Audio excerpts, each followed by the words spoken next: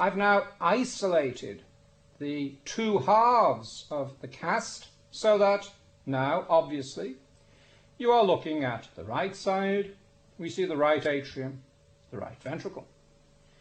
We can now concentrate on the structure of the right atrium, and I can show you its component parts. The most obvious part of the atrium is the venous component. And coming into the venous component, which is smooth, we have the superior caval vein, we have the cut-off opening of the inferior caval vein, which passes up through the diaphragm to reach this position.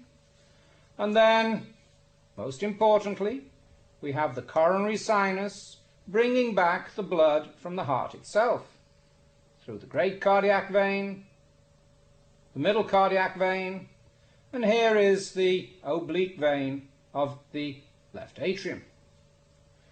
All of these venous structures come into the smooth-walled venous component.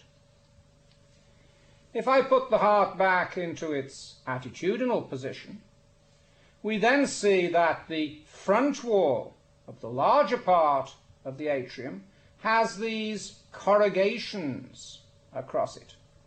This is the appendage, and you see that the appendage runs all the way across the front of the heart, turns into the atrioventricular groove, and reaches to the crux.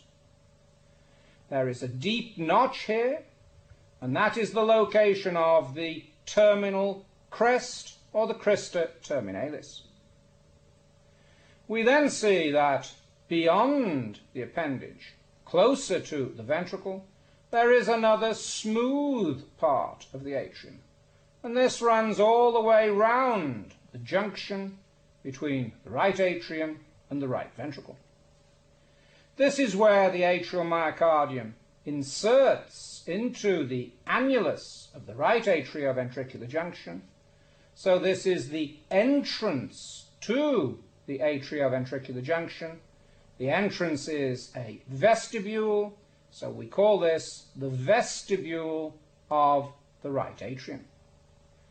The final part of the atrium, which we see if I turn it all the way round, is the part that is adjacent to the left atrium, the septal surface, and here is an indentation on the septal surface, the fossa ovalis, or the oval fossa, and we'll look at that in more detail very shortly.